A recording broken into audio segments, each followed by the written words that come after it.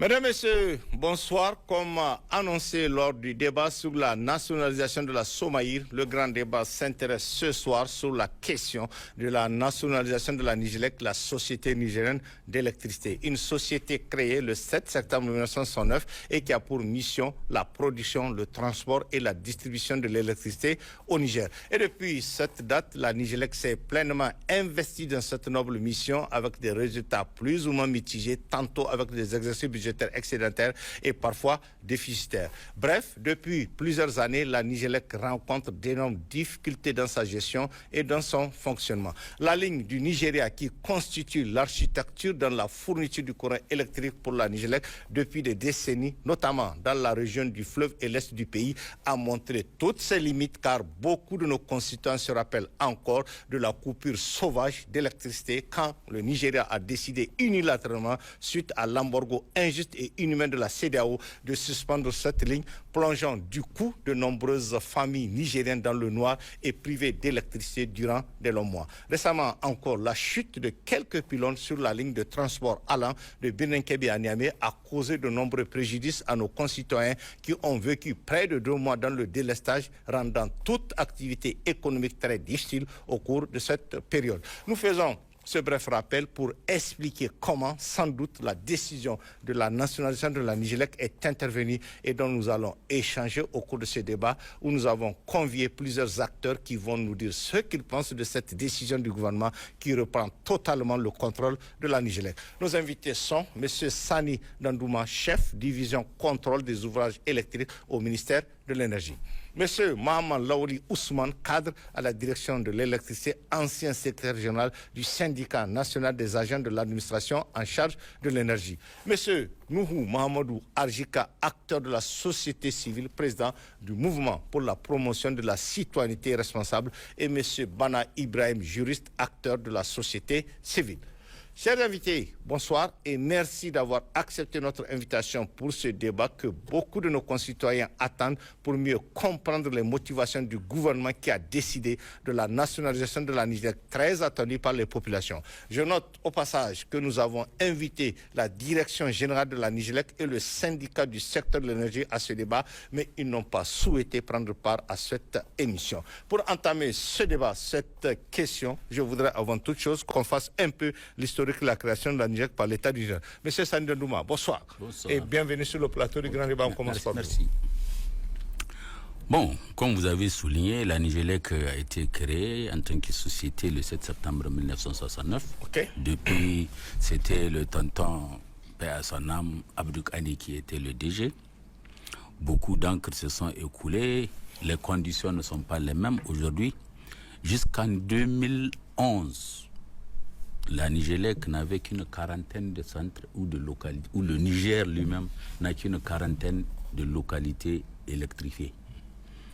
Et le problème du déficit en électricité ne se faisait pas sentir. Mais en 2011, il vous souviendrez que lorsqu'on a subi la même coupure du même genre à Niamey, avec le Nigeria, on n'avait que 8 mégawatts disponibles à Niamey. Et c'est en ce moment que la question de l'électricité s'est posée avec plus d'équité et beaucoup de choses, beaucoup d'efforts ont été déployés. Et il y a en ce moment l'État, à travers le programme spécial du président de la République, des deux présidents, c'était sous le président Tanja et après le président Mohamed Youssoufou. Chacun en a fait ce qu'il a pu. Le nombre de localités a été élevé. Aujourd'hui, je sais que c'est supérieur à 600 localités. Le taux, la couverture ou le taux de desserte en électricité a connu une avancée. Et maintenant, l'électricité, ce n'est plus un luxe. C'est un produit utile, plus que utile pour vivre. Et lorsqu'on a suivi les événements qui se sont, après les événements du 26 juillet 2023, on a coupé la population de Niamey, comme d'autres localités riveraines, en ont souffert. Heureusement que les Nigériens ont été résilients et ont pu tenir. En 2011, je me souviens bien, sous le plateau ici, vous m'avez posé la même question, que faire? J'ai dit, il n'y a pas de solution, il faut réfléchir. C'est ce qui a... On a mis un comité chargé de réfléchir c'était le ministre Fumoko Egado. Ça a donné naissance à Gorubanda. Il y a eu le projet de 100 MW en 2 phases, 80 MW et 20 MW. C'est maintenant le 20 MW qui vient d'être installé. Je ne sais pas s'il est totalement opérationnel ou pas, mais on peut dire que les 100 MW sont presque bouclés. Il y a eu trop d'avancées parce qu'en 1990, si je me souviens bien, avec l'avènement de la privatisation, Nigélec a fait partie et tout investissement pour l'acquisition des infrastructures a été interdit par l'ajustement structurel. C'est que malgré la pression et la volonté de développer le nombre d'abonnés ou de développer l'accès, le Niger tout entier, la société comme le politique était bloqué.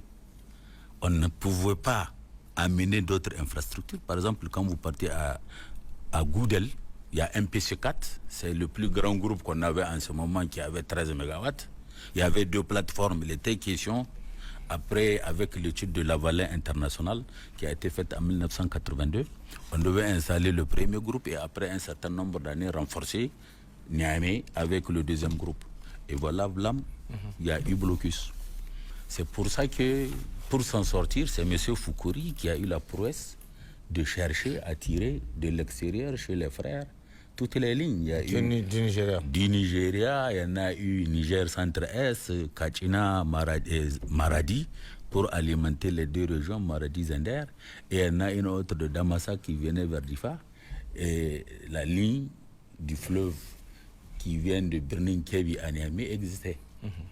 Donc, après, il y a eu des développements, les centres secondaires ont été multipliés. Je vous ai dit qu'il y en a plus de 600 aujourd'hui, pour ne pas... Le nombre exact, je sais qu'il avoisine les 1000 des localités électrifiées. Mais tout ça, là, le Niger a plus de 18 000 localités. Même s'il y a eu la SNAE, la stratégie nationale d'accès à l'électricité, qui a pris un certain nombre, il faut aller calculer combien d'années nous faut-il pour que tous les Nigériens soient satisfaits. Aujourd'hui, je vais vous dire, je suis faisant bien les choses, nous a menés dans une situation de refondation. Je vous dis, ce qui a été fait là, ça n'a que trop tardé. Et la refondation pour une souveraineté, toutes les souverainetés, mais moi je veux parler de la souveraineté énergétique. Vous voyez, l'électricité, c'est le moteur du développement.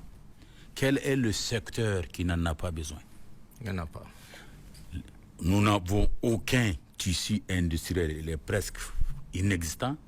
Par faute de compétitivité, il n'y a pas l'électricité. L'école, il n'y a pas l'électricité.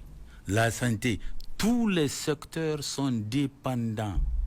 Et on ne peut pas, même si on fait une refondation et qu'on ne règle pas cette question, ce paramètre primordial pour un développement durable et serein et périn, je pense que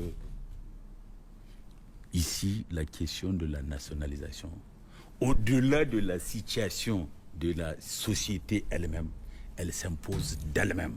Ça n'a que trop duré. Et je dis merci au CNSP pour avoir fait ça. On va y revenir dans le débat. Monsieur Lalousman, bonsoir. Bonsoir. Et bienvenue aussi sur le plateau du Grand. Qu'est-ce que vous allez ajouter qu'est-ce que vous allez dire? C'est un peu l'historique de la création de la Niger par l'État du Niger. Ajouter par rapport à ce que mon collègue a dit, il y a eu des chemins parcourus. Après la création, il y avait l'étape de la concession. Parce qu'au début, c'était la gérance. Donc il y a une nuance entre la gérance et la concession. À partir de 1973, l'État a décidé de passer à une convention de concession. Et la Nigélec est devenue comme un opérateur public à qui l'État a délégué le service de production, distribution et commercialisation de l'électricité. Ça, c'est l'étape qui a suivi la création. Ce qu'on n'a pas noté dans la création, à la création, l'entité gérait 2 secteurs.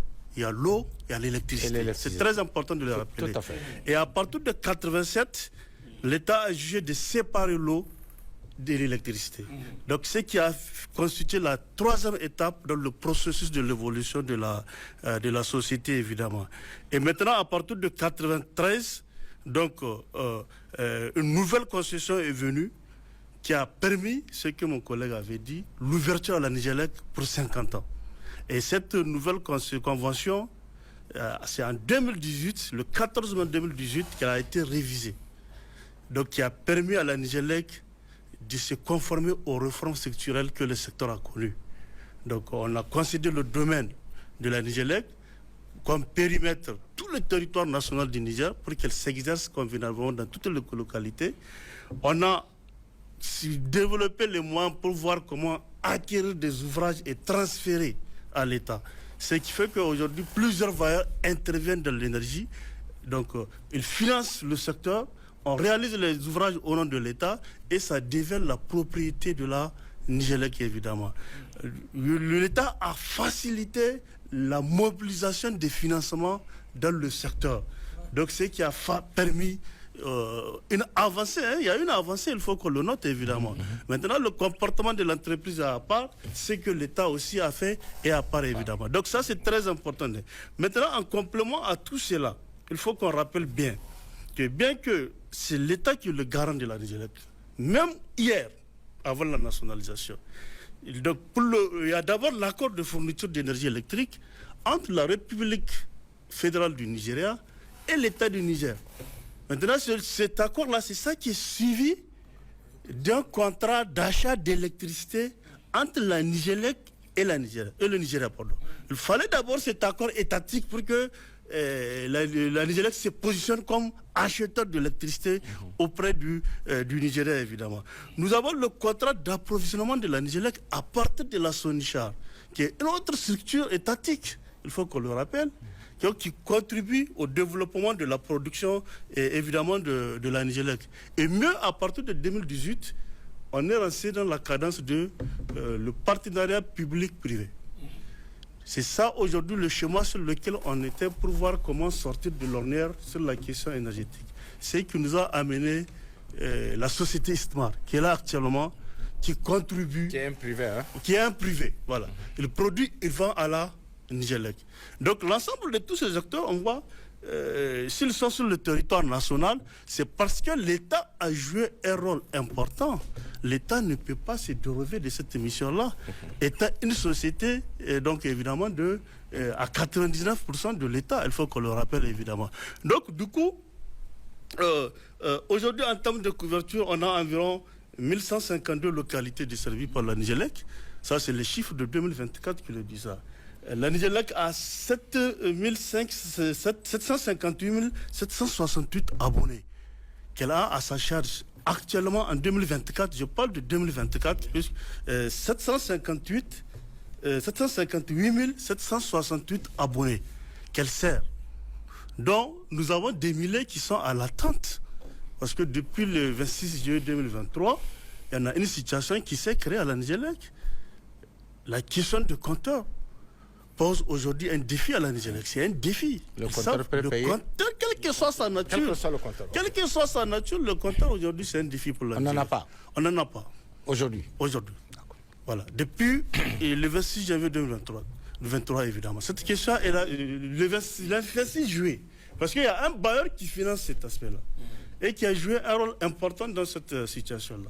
Donc c'est une information capitale. Aux dernières réunions que nous avons faites, on a décanté cette situation. Le bar s'est retiré. Le bar, c'était la Banque mondiale. Heureusement, c'était la Banque mondiale. Il faut qu'on l'appelle par son nom. Donc, on s'est compris sur cet aspect-là.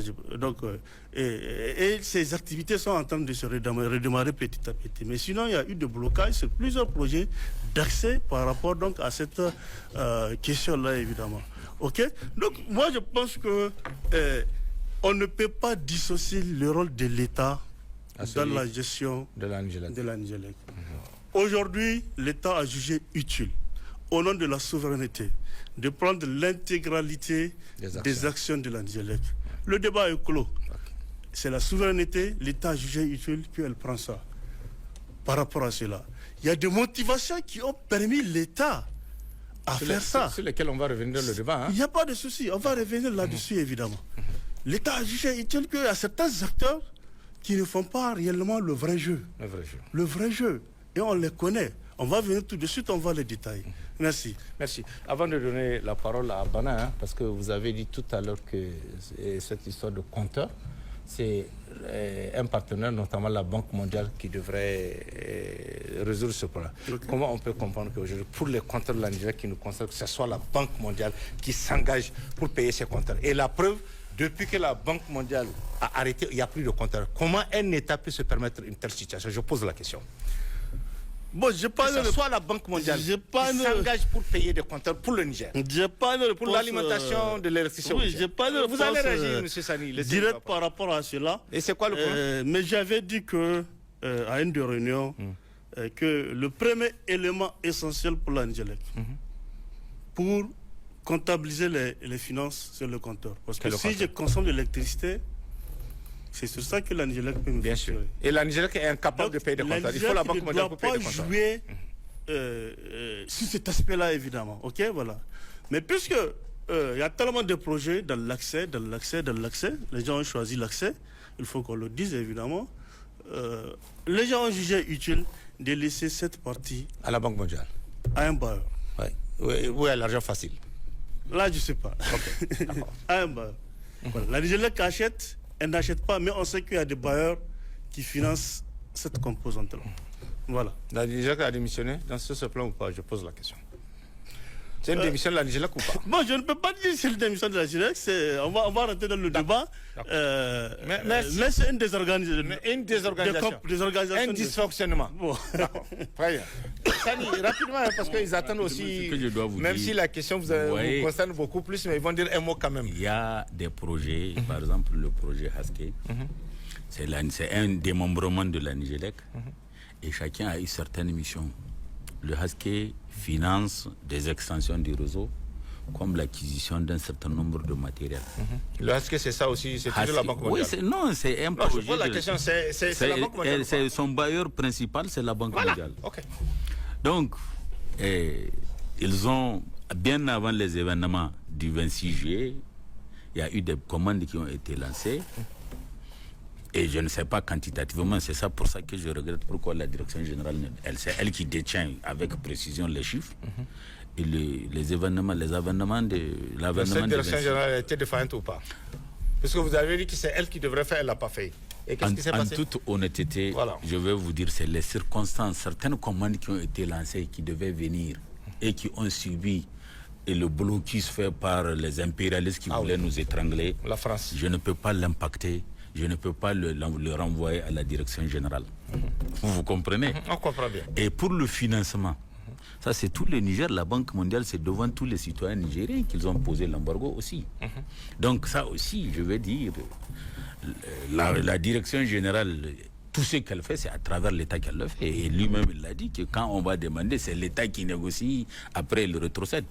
Ça, je dirais que tout ce qui a été créé, c'est cette situation, c'est les répercussions des sanctions ou bien des tentatives d'étranglement du peuple nigérien que les impérialistes ont fait. C'est ça la vraie cause. La vraie cause. Voilà. D'accord, parce que l'État s'est laissé faire. Parce que comment confier... Je vous dis... Non, j'arrive, M. Sani. Comment confier aujourd'hui l'achat des compteurs qui sont indispensables dans la distribution du courant électrique à un barre de fonds? Je pose cette question. Comment on peut comprendre? Bon, dans le montage du projet, l'État a participé aussi, parce que je suis du ministère de l'Énergie. Je dois vous dire que c'est vrai, dans le montage du dossier, du projet lui-même, l'État est partie intégrante et prenante. Et comme il l'a dit, ça n'allait pas se passer si l'État n'avait pas... Il a fermé les yeux, l'État, en son temps. C'est avec sa bénédiction que ça s'est passé. D'accord, on a compris. Merci. Oui, Bana. Qu'est-ce que vous allez ajouter très rapidement sur ce... Vous avez écouté ce qu'ils ont dit sur l'historique, juste quelques mois. On va aller à la question historique. Pour nous, ils sont mieux indiqués pour donner l'évolution. Tout à fait. Tout ce que nous, on peut noter, selon ce qu'on a saisi de leurs explications, c'est que la Nigelec a connu plusieurs mutations et qui ont eu un impact dans le mode de gestion, donc dans la gouvernance de la société. À un moment, c'était une société d'État. Ensuite, elle a évolué vers une société d'économie mixte. À un moment, il y a eu besoin de l'adapter à l'OHADA, donc pour embrasser le mode de fonctionnement d'une société pratiquement privée, donc une société qui est orientée vers le profit et le résultat financier, dans un domaine, c'est la remarque que nous faisons, qui normalement relève de la souveraineté. Ouais. Et tout ce qu'ils ont dit, vous entendez, l'État s'endette auprès de bailleurs, oui, injecte l'argent dans une société qui a une sorte d'autonomie du point de vue de son fonctionnement, c'est-à-dire qui obéit aux méthodes de gestion des sociétés privées. Et c'est ça tout le problème. Et c'est ce qui a engendré la volonté du CNSP et du gouvernement de reprendre la main dessus. Parce que comme vous le voyez, il y a eu des investissements qui n'ont pas permis de répondre à la vraie préoccupation du peuple nigérien. C'est celle d'avoir l'électricité partout et à faible coût. Donc, ça, on le verra tout à l'heure, ça fait partie des motivations. L'endettement excessif de l'État qui n'a pas été suivi par l'amélioration de la production énergétique pour que nous soyons dans une situation de ne pas vivre ce qu'on a vécu le 26 juillet 2023. C'est-à-dire réduire progressivement notre dépendance vis-à-vis de l'électricité fournie par le Nigeria. Pendant 60 ans, nous sommes restés dépendants. Donc, c'est ça l'évolution et c'est ça que nous avons compris qui va entraîner la décision de la nationalisation sur laquelle on va revenir. Merci. Oui, M. Douachka, bonsoir et bienvenue aussi sur le podcast. Qu'est-ce que vous allez ajouter rapidement sur l'historique de la création? Vous avez écouté les techniciens, ce qu'ils ont dit. Voilà. Bon, écoutez, on a bien suivi, mais ce n'est pas le dossier Nigelec. C'est un dossier que nous connaissons il y a plus d'une trentaine d'années. Donc on connaît bien toute cette histoire depuis comme ils disent, depuis 1987, quand il y a eu justement la scission entre l'aspect électricité et la SNE qu'on avait créée. Donc tout ça, on avait suivi, on a fait le débat, on est allé à la conférence pour nous opposer au programme d'ajustement structurel qui devait conduire à la privatisation de certaines institutions comme la Nigelec ou d'autres avaient bien voulu et que ça soit comme ça. Je me rappelle d'ailleurs quand on a pris la décision à la conférence de ne pas suivre le programme d'ajustement structurel, mais ça n'a pas empêché que sitôt la transition terminée, qui était condamnée par le cahier des charges, mais le nouveau régime qui est arrivé, il a adopté une loi sur la privatisation. Le régime de l'AFC de l'époque. En 1994. Donc, et depuis que la Nigelec faisait partie des sociétés qui sont visées par la privatisation. Heureusement qu'elle n'a jamais pu aboutir à la réalisation de ça, parce que ça, c'était évidemment une inspiration de la Banque mondiale et du FMI. Mais pas surtout comment on a présenté, pour moi, c'est une caricature. Mais c'est pas la Banque mondiale qui vient acheter les compteurs ou non, c'est pas ça. C'est un projet. C'est un projet que la Banque mondiale peut appuyer. C'est-à-dire elle peut appuyer, elle est prête à accorder de l'argent pour qu'on puisse réaliser tel ou tel objectif, mais l'initiative part toujours du pays. Et nous avons opté pour une formule qui était que la Nigelec avait le monopole. C'est la Nigelec qui est l'outil national de production d'électricité et de distribution de cette électricité au niveau des usagers. Et des usagers, il y a les usagers pour habitation, il y a des usagers pour la production industrielle. Il vient de vous dire, il y a naturellement un problème par rapport à le coût de l'électricité qui est un coût de facteur très important dans, comment vous appelez ça, dans la production au niveau des entreprises. Alors, en tant que coût de facteur éminemment important, évidemment, et quand vous allez produire, il n'y a pas de, vous êtes concurrencé par les produits qui vous viennent d'ailleurs, parce que vos produits vont être chers et ça serait. Alors, donc pour aller vite à ce que vous avez posé comme question, la Nigelec, c'est toute une histoire. Il y a eu plusieurs phases. Il y a eu la phase quand les gens menaçaient de faire la privatisation. Entre-temps, il y a eu le changement de régime. Parce que ce que les gens oublient, ce pays-là, il a été victime de nous-mêmes. Parce que, je vous donne un exemple. Un pays comme le Burkina. Le Burkina a bénéficié de la stabilité pratiquement de près de 27 ans. En temps de blesse. 27 ans. d'emblée, les gens étaient là pendant 27 ans, il n'y a pas de chien. Nous, entre-temps, on a eu plusieurs présidents, plusieurs premiers ministres, plusieurs gouvernements, plusieurs ministres, plusieurs directeurs de Nigélec, plusieurs ceci, plusieurs cela. Donc, en fait, il n'y a même pas de suivi. Et c'est ça qui explique notre incohérence. Nous, quand on a causé le problème de la refondation de l'État, là, mais ce n'est pas aujourd'hui, c'est parce qu'on a vu depuis que les gens avaient pris leur décision pour dire qu'ils ne vont pas respecter les conclusions de la conférence, qu'eux, ils ont été élus sur la base de leur programme, que c'est leur programme qu'ils vont mettre en œuvre, et dans leur programme, ils ne peuvent pas se détacher de la Banque mondiale. Il faut qu'ils privatisent, qu'ils fassent une loi sur la privatisation. Depuis lors, on savait que le pays va tomber dans ce choc-là. C'est bien maintenant, dit, c'est bien dit. Au niveau pour le cas spécifique de la Nigérie, il était à un moment donné comme ça. Dans un gouffre. Dans un gouffre. Et donc, dans les années pratiquement, on peut dire 96, 97, 98, 99, il y avait à ce moment-là déjà des difficultés. Et les gens cherchaient des voies d'action. On va revenir sur ces difficultés. C'est la prochaine question. Maintenant, je dis, les gens cherchaient des voies d'action. Maintenant, ce que vous avez dit là, par rapport à la situation dans laquelle on est, par rapport à l'accès, mais vous vous rendez compte qu'aujourd'hui, là où on parle, jusqu'à là où je parle, je peux être très gentil avec eux. Il n'y a pas 25% des Nigériens, des ménages nigériens, des Nigériens qui ont accès à l'électricité.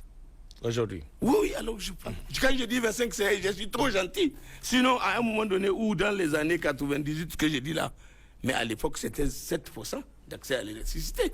Et comment nous avons dit, je me rappelle en 2004-2005, lorsqu'on avait fait les premières discussions avec le gouvernement dans le cadre de la coalition équité-qualité contre la vie chère, le problème qu'on avait soulevé à l'époque, et c'était justement, et il y avait deux situations qui sont présentées à nous par rapport à la Nigélec.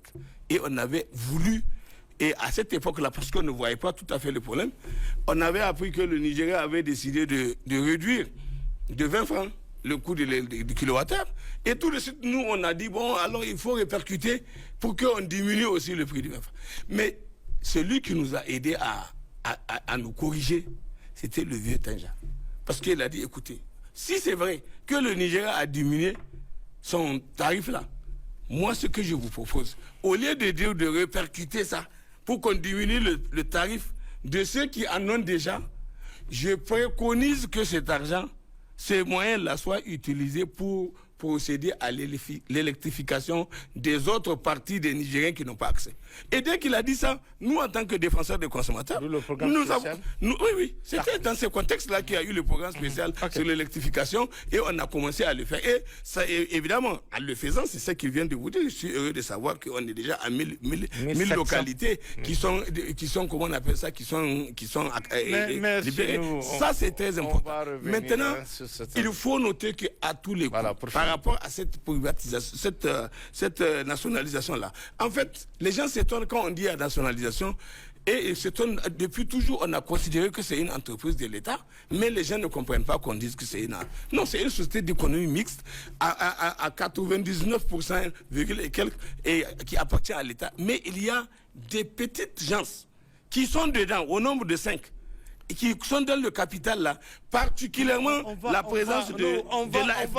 Il y a une question de ce sens, on va y revenir, il ne faut pas anticiper. Donc, et en décidant maintenant de voilà, on va avancer. Il y a une question nous avons, comme on comprend la problématique, voilà. C'est pour ça que nous avons applaudi de nos 10 doigts la volonté du gouvernement d'aller à cette nationalisation-là. Et nous la soutenons, parce que nous voulons que maintenant qu'elle est devenue nationale, entièrement nationale, le gouvernement va être dans la position de pouvoir réorganiser la démarche pour pouvoir définir une voie d'action qui va permettre d'éviter les différentes disparités que nous vivons aujourd'hui et les ruptures d'égalité dans l'accès comme dans autre chose que nous sommes en train de vivre. Merci nous, on va avancer après toutes ces années où la Société nigérienne d'électricité a eu comme mission, on l'a dit, la fourniture du courant électrique à ses abonnés. Quelles sont les difficultés dont fait face cette société de manière très concrète? C'est quoi le goulot d'étranglement pour la bonne marche de cette société? C'est un constat qui est là, cette société fonctionne mal. Et pour arriver à cette situation, M. Sani? Bon, les difficultés, il y en a plein. Voilà. Les raisons, je pense, est-ce que c'est les raisons qu'il faut dire? D'abord, vous vous souvenez, c'est après la réalisation de Gorubanda, le capital de la Nigélec, avant ça, était de 3 milliards et quelques.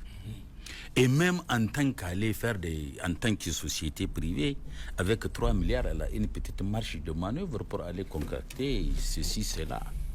C'est le même État qui s'est endetté auprès de la BOAD, de la BID, de qui sais-je encore. Et c'est lui qui a permis de rehausser le capital à 76 milliards et poussière. Ça lui a donné d'autres coudées plus francs. Pour être précis, c'est 76 milliards 448 millions 870 000. Donc il y a une... Oui, c'est après Gorubanda, c'est quand on a pris le crédit là, que l'État a jugé utile de rétrocéder et d'augmenter. On a manœuvré ce chiffre-là. De 3 milliards. Il y a de nouvelles centrales qui sont venues aujourd'hui. Nouveaux investissements. 30 Le capital est... Ceci, cela, ils sont là sur le terrain. Le capital est devenu 76. Et même ça, aujourd'hui, la question qu'il nous faut, c'est pas ces micro-marmites là. Il nous faut des vrais projets dignes du nom, des vraies capacités à hauteur de régler et peut-être même de devenir le futur de l'ordre nigérien. Ouais. Donc, si vous voyez même ce capital, n'est pas aussi consistant que ça. En dehors de ça, il y a et la gestion interne de la société, propre à la société. Et je dois vous dire aussi, il y a un problème majeur. La discipline, le respect de l'hiérarchie, d'en haut vers le bas, comme du bas vers le haut. Ça, au niveau de la Niger.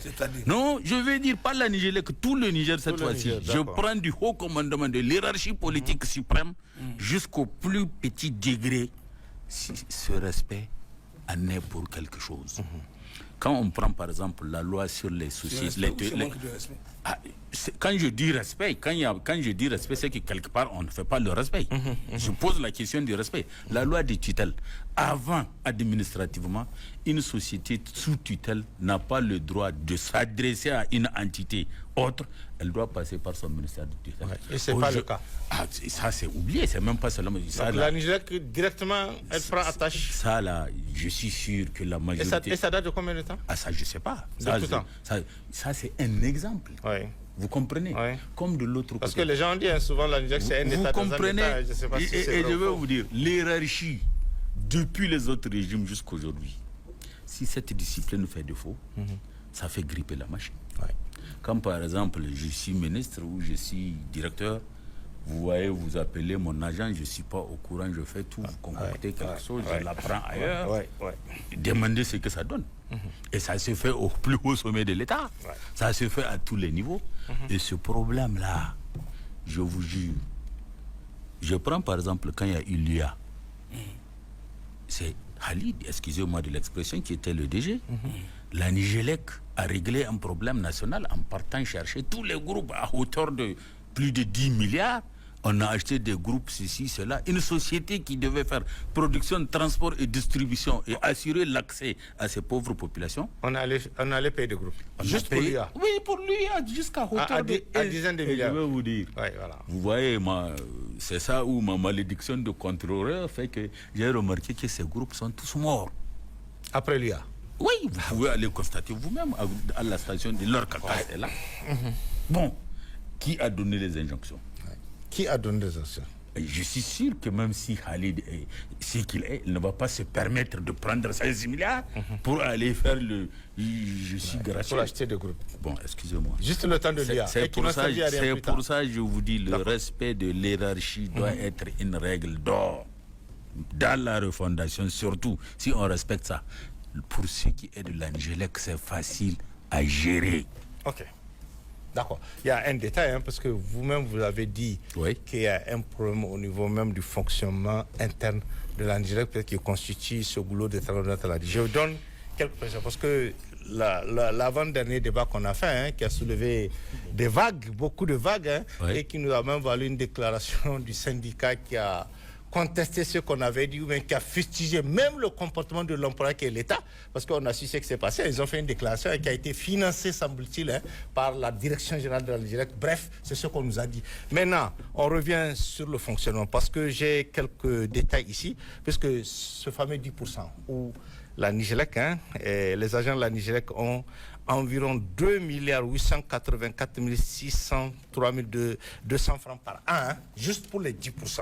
À part les 10%, il y a la participation de la société aux soins médicaux, il y a la participation de la société au fonds de la mutuelle et au fonds d'œuvre sociale, il y a la participation de la société à la retraite complémentaire, participation de la société au pèlerinage et à la Mecque, prêts, logements sociaux, prêts moyens de locomotion, acomptes spéciaux, cadeaux, sucre et ramadan avant le premier version. Comment on peut expliquer tout ça pour une société souvent qui a des difficultés dans son fonctionnement? Vous pouvez expliquer, vous? Moi, je vais vous dire une chose. Qu'est-ce qui s'est passé? Tous ces avantages. C'est vrai on parle de 8 milliards. Parce que ces avantages qu'on a fait, ça fait 8 milliards que les agents de la Nigélec ont sur le dos de l'État. Parce que c'est une société de l'État. À 82,38%. Voilà. Excusez-moi. On y va. C'est vrai, on peut ici, du prime avoir, voir que c'est une aberration, c'est un scandale, c'est ceci, c'est cela. Mais le premier responsable, c'est qui? C'est ce que les gens ne disent pas. C'est qui? Le politique était au courant de tout temps. Et je vais vous dire, si la Nigélec vous sort la liste des agents non Nigélec qui ont cet avantage, c'est là que ça vous serait scandaleux. On va chercher cette liste alors. Cherchez-la. Donc voilà la vérité. Cherchez-la. On va la chercher. Donc je vais vous dire, et pour la Nigélec, excusez-moi, je n'ai rien contre le personnel. Le personnel, c'est comme moi. On est ensemble. Le personnel n'a rien à voir. Et je vais vous dire une chose. Tous les systèmes, quels qu'ils soient, tendent à chercher la position où ils occupent et où ils dépensent le moins d'énergie. Le personnel, regardez leurs avantages. Environ 2000 agents. Je vais venir, même s'ils sont 10 000. 2000. Comparez leur salaire par rapport aux autres sociétés privées. Vous comprenez? Je suis prêt à attaquer quand ils ont tort, mais je fais la défense lorsqu'ils le méritent. Les agents de la Nigélec, regardez. Par exemple, quand vous prenez tous les techniciens, je vous dis, je prends un exemple. Vous connaissez ce qu'on appelle une indemnité, un truc d'astreinte. Un truc d'astreinte. Il y a certains agents de la Nigélec qui ne peuvent pas sortir du Niamey, qui sont toujours bloqués à avoir un talkie-volti, un bip. Il y a certains, même leur service, on l'appelle Tondibia. Quand vous êtes au service SMER, là, ils sont combien à gérer plus de 2000 transports du Niamey? C'est des vrais commandos. Ou bien regardez par exemple les agents qui font le car, qui sont là, ou bien quand il y a panne, avec tous les problèmes que vous voyez, ils sont sensibles. Si vous voyez comment ces agents se défoncent, je vous jure, ce qu'ils gagnent n'est pas à la hauteur. Mais tout ça là, ces avantages ont été acceptés, entérinés et autorisés, aussi et au vu de l'État et du Conseil d'administration. Même le 13e mois qui fait environ 850 millions. C'est le Conseil d'administration. Et sans compter aussi, M. Sani, j'allais l'ajouter, il y a des catégories d'agents de la Nigélec, pour les 10%, c'est à vie. Ça veut dire quoi? Ça veut dire même ils vont travailler, ils vont être à la retraite. Et sans doute, ils vont partir, mais leurs fils, leurs arrière-fils vont bénéficier de ces 10%. C'est à vie. Comment on peut expliquer ça? Je vous pose la question, moi. Excusez-moi. Voilà.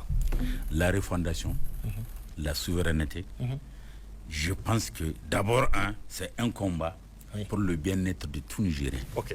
Si on peut, avec la refondation, garantir les conditions du paradis aux citoyens nigériens, ce n'est pas un crime. Vous comprenez? À la hauteur de leur sacrifice, si on ne peut que faire ça, pourquoi pas? Mais il y a des aberrations. Il y a des aberrations. Qu'il faut regarder. À vie, hein? Je vais vous dire. À vie, parce que comment quelqu'un va être exempté 10%, ça veut dire que si vous avez une facture de 1 million, c'est 100 000. Vous savez, si vous avez une facture de 500 c'est 50 000, c'est à vie. Même quand vous êtes à la retraite, ce que je sais officiellement, vos parents, vos petits-fils, quand vous partez en retraite, vous perdez cet avantage. Je vais vous dire. Il y a certaines catégories jusqu'aujourd'hui qui continuent. C'est pour ça que je vous dis. Voilà, et pourquoi certaines catégories qui vont continuer? C'est pour ça que je vous dis, le politique doit veiller. Pourquoi par exemple, l'État, qui est le propriétaire, il y a des tutelles. Pourquoi les tutelles n'exercent pas en profondeur leur devoir pour vérifier, gérer? On a des inspections. Parce qu'on l'a vu, les DG de la Nigélec sont des puissants, des hommes puissants. Ils sont incontrôlables, ne leur en voulez pas. Et on sait pourquoi. Pourquoi l'État qui doit mettre de l'ordre refuse, ne s'assume pas, Et maintenant, quand l'autre, même moi, si je trouve une récréation, je me bats. On a compris. Voilà. Non, on a compris. Merci. Monsieur Laouli, qu'est-ce que vous allez ajouter par rapport à cette question? Non, vous allez prendre la parole. Qu'est-ce que vous allez ajouter sur cette question dont on est en train de sur les difficultés qui constituent un goulot d'étranglement? Je rappelle, vous êtes ancien secrétaire général du syndicat, non? C'est une société organisée. D'accord. Dotée d'une direction générale et d'un conseil d'administration. Et à ma connaissance, il n'y a rien qui peut échapper à l'État, parce que le conseil d'administration est constitué de tous les compartiments de l'État. Oui, tout à fait. Il y a la tutelle technique, il y a la tutelle financière. Donc c'est une entente tacite entre l'État et la direction générale. Les gens le collègue, le conseil d'administration est censé traiter cas par cas la situation. Aujourd'hui, le conseil d'administration, on lui présente une situation déficitaire. Mais l'intérêt un 13e mois. Parce que tout le monde se retrouve. Voilà. Donc là, c'est un autre aspect. Donc nous, c'est nos collègues, il faut qu'on le rappelle. On a fait les mêmes écoles, on fait le même travail, ok. Moi, je suis un leader syndicaliste, ok. S'il y a des avantages qui vont à l'endroit de mon travail, à l'image de tous les autres secteurs, évidemment, c'est de le justifier. Et comme vous l'avez dit, si les avantages des agents de la Nigélec sont réellement justifiés, voilà, l'État doit voir la continuité ou bien stopper le processus. C'est à l'État de juger l'opportunité de cette situation-là. Okay. Et ce débat, nous l'avons déjà posé ça. Nous, notre souci aujourd'hui, c'est le secteur de l'énergie qui est, comme vous avez dit, qui a un goulot d'étranglement. Je vous dis que le ministère de l'Énergie a été créé en 2000. La fois passée, je vous dis ça à l'ancien débat. En 2016, notre ministère a été créé. C'est à partir de 2016 que le ministère a vu le jour. De l'énergie. Aujourd'hui, nous sommes à la veille du 8e ministère. À la tête de ce ministère. De l'énergie. Quand on fait le ratio, on va voir quoi? Il y a des ministres qui ne peuvent même pas faire 2 ans au ministère de l'énergie. Parce qu'on a tellement de difficultés, on a tellement de la confusion pour gérer dans ce secteur. L'État a créé ses propres structures. Ce sont les DG Landia qui sont les véritables ministres de l'énergie. Je ne sais pas si c'est vrai ou pas. C'est un autre aspect. Mais l'État a créé des structures. L'État a créé des structures et que ces structures échappent au contrôle de l'État. Aujourd'hui, ce qui concerne la Nigélec, nous avons le décret 2021-924, 2021-925, qui fixe la tutelle et qui organise la tutelle. On sait qu'est-ce que la Nigélec va faire, on sait qu'est-ce que le ministère va faire, on sait qu'est-ce que le ministère des Finances va faire. Tous les acteurs là, chacun connaît son rôle. Mais bon, des questions internes, parfois égoïstes, personnelles, il faut qu'on le dise, empêchent la bonne marche de l'activité. Et le résultat, c'est quoi? C'est les 20 millions de Nigériens qui en pâtissent. Moi, je l'ai dit chaque jour. Je l'ai dit chaque jour, sous nos parents, nos frères, nos soeurs, mères à l'hôpital. C'est nous qui sommes responsables. Parce que ce secteur-là, il est organisé. Le code de l'électricité n'a rien laissé. Tout ce qui est électricité au Niger, c'est écrit dans le code de l'électricité. Il y a des conventions qui régissent sa structure, comment elle doit fonctionner. Vous voyez un peu. Donc, il suffit qu'on accepte les textes que nous-mêmes, on s'est dotés. Et si on les accepte, on peut travailler convenablement. Mais malheureusement, ce qui vient de me décourager même, on vient de sortir d'un système que nous tous on a décrit. On a dit c'est la politique, c'est la démocratie. Aujourd'hui, on a de la refondation. On n'a qu'à jeter un coup d'œil, voir est-ce que réellement les pratiques ont changé. Donc ça continue. Est-ce que réellement, moi je pose la question, moi je pose la question aussi, est-ce que réellement les pratiques ont changé? Donc si aujourd'hui un tel régime qui est actuellement en place ne peut pas mettre de l'ordre, qui va le mettre? Et c'est là où je te lève au plus haut niveau. Il faut qu'on mette sur l'ordre dans le secteur. Le secteur doit être réglementé, respecter les textes, respecter la hiérarchie. Chacun connaît son rôle, chacun fait son travail. Et si on fait ça, on peut avancer sur, évidemment, la Nigélec a tellement de soucis. Aujourd'hui, c'est vrai, on a beau prendre les textes, on a nationalisé, mais aujourd'hui, nous avons 2 difficultés majeures. Côté technique. Lesquelles? Côté technique, aujourd'hui, même si le président autorise la Nigélec aujourd'hui de prendre service en tant que nationalisé, est-ce que la Nigélec a les capacités de production pour nous satisfaire? Il n'y a pas. C'est le grand enjeu. Aujourd'hui, au Niger, nous n'avons pas une centrale de base sur laquelle nous pouvons s'appuyer. Dès qu'une ligne de 40 mégas, 50 mégas tombe, tout s'arrête. Il nous faut cette centrale-là. il faut ces moyens de production-là. Donc sur le plan technique, on a réellement ce problème. Le réseau est vieillissant. Il faut renouveler. Même s'il y a des capacités. Aujourd'hui, il y a beaucoup de gens qui ne sont pas d'accord qu'ils injectent leur énergie sur le réseau. Il faut qu'on fasse des actions pour régler ces problèmes-là. Il y a le mode d'exploitation. Même l'exploitation de nos machines. Parce qu'une ligne qui tombe chaque jour en panne, chaque jour en panne, chaque jour en panne.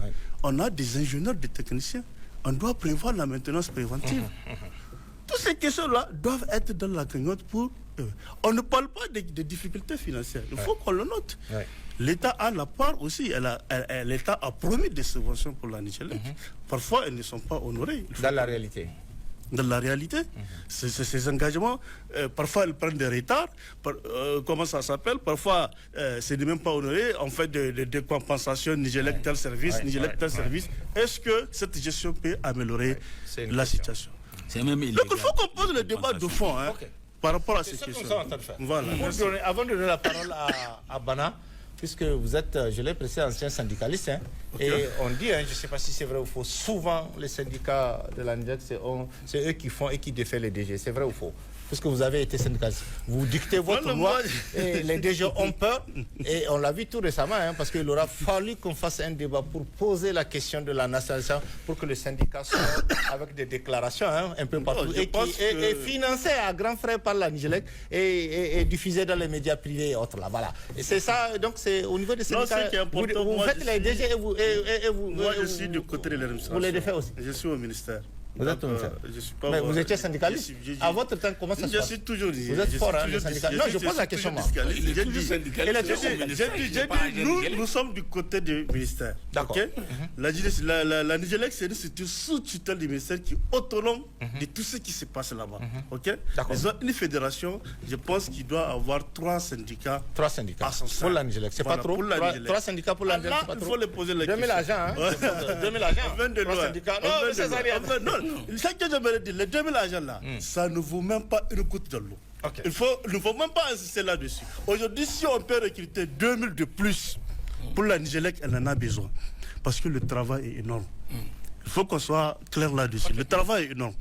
Voilà. Vraiment, c'est très important. Merci. Merci, Loli. On va avancer. Bana, qu'est-ce que vous allez ajouter? Merci. Je pense que pour moi, le débat est en train d'être biaisé un peu. Parce que les enjeux dépassent largement ce dont on a discuté avant la nationalisation. Parce que la question de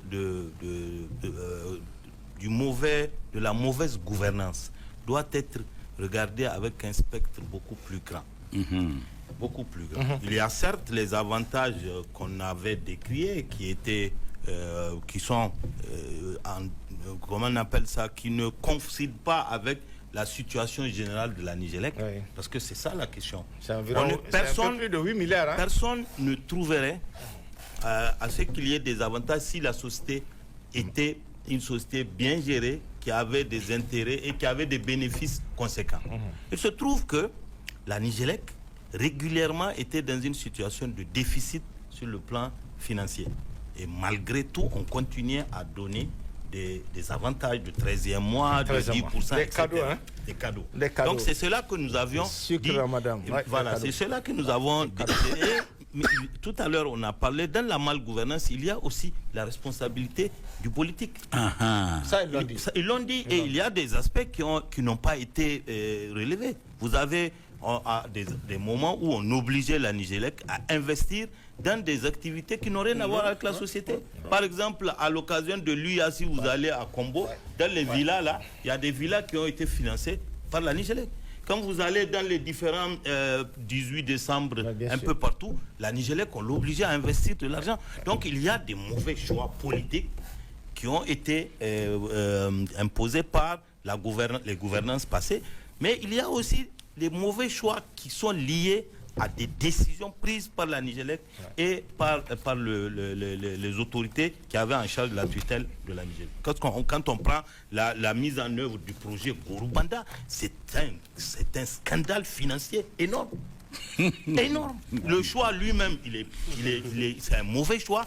Ensuite, tout le monde sait comment ça s'est passé avec des rétrocommissions, certainement, parce qu'il y a eu de la surfacturation sur ce projet. Donc, tout ça mauvaise gouvernance, avantage indu donné au personnel, mauvais choix. C'est cela qui a fait qui a amené la Nigélec dans la situation où l'État était obligé. Tout à l'heure, quand je l'ai dit tout à l'heure, que la Nigélec fonctionnait selon les modalités d'une société régie par l'OHADA, c'est que cela a une conséquence sur le conseil d'administration et la direction qui décide de ce qu'il faut faire, malgré que c'est l'État qui s'endette pour injecter de l'argent de la Nigélec.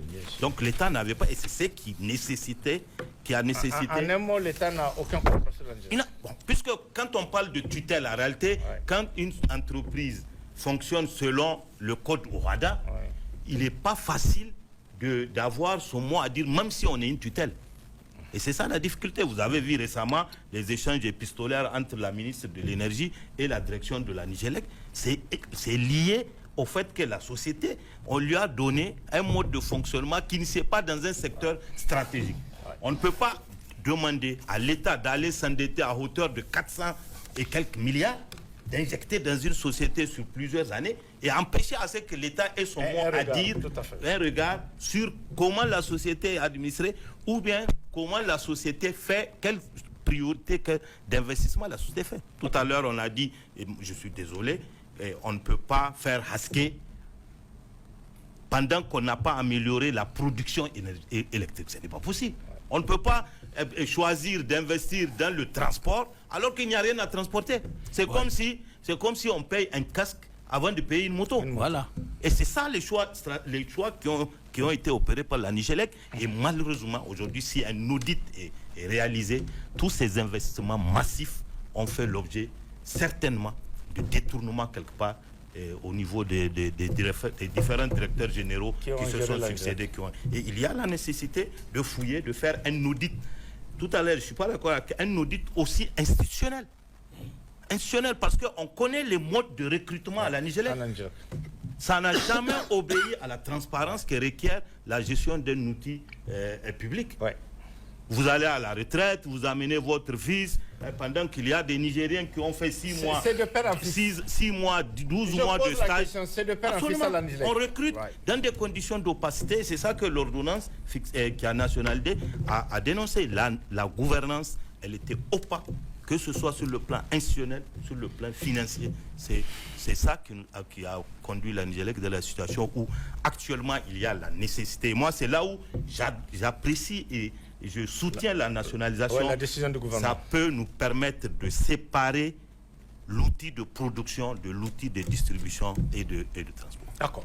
Nous, qu'est-ce que vous allez ajouter? Vous allez réagir juste après. Non, juste après nous. En fait, vous allez réagir, M. Sani, mais ce que je veux dire, il n'y a pas à développer une forme de scandale. Il n'y a pas de quoi se scandaliser, je veux dire. Pourquoi? Parce que, en fait, le problème, ce qui nous a amené même ici, qui a amené même qu'il y ait eu le 26 juillet, parmi les problèmes qu'on a dit, il y a le problème, l'un des problèmes importants, c'est là, on a dit malgouvernance. Et cette malgouvernance, elle est repartie sur l'ensemble de l'État. Et il se trouve qu'on a un problème d'absence de l'État incarné.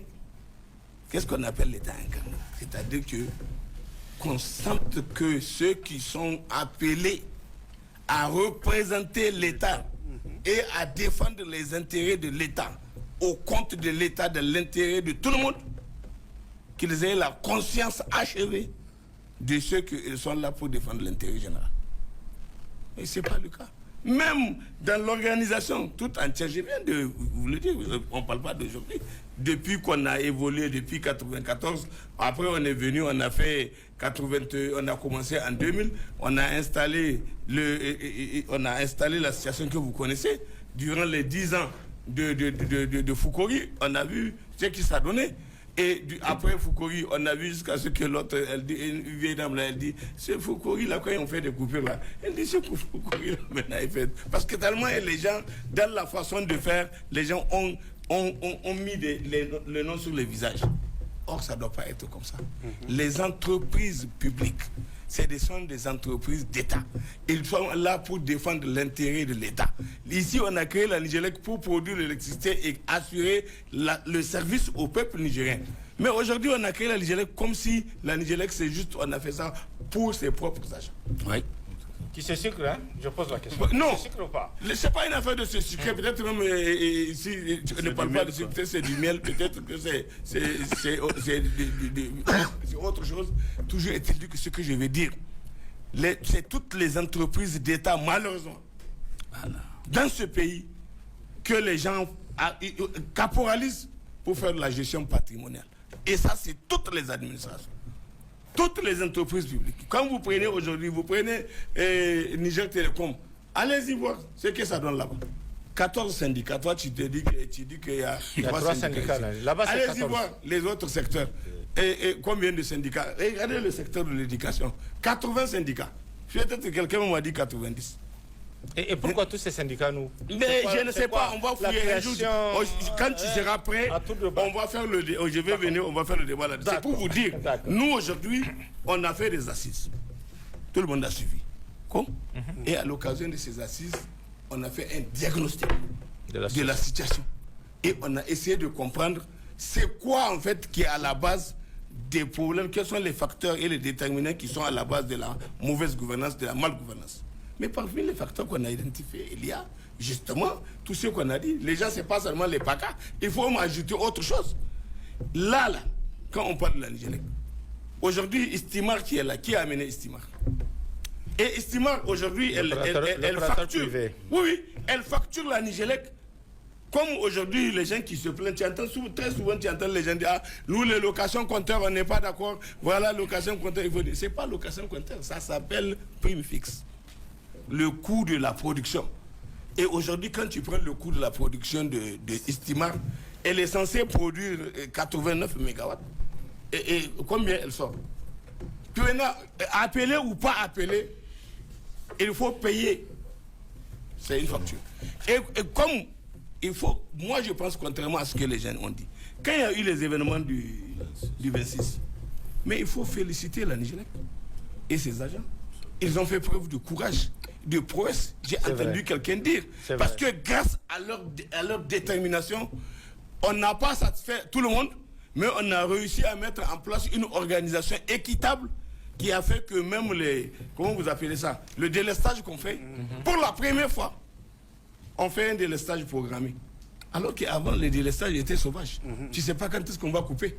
Quand est-ce que ça va revenir? Parfois, d'autres, on les fait 3 heures de temps, d'autres, on les fait 30 minutes, d'autres, on les fait 15 minutes, d'autres, même pas du tout. Mais c'est comme ça se gère. Mais avec la situation qu'on a connue, compte tenu de ce qu'il faut faire une organisation, tu devais aider à une...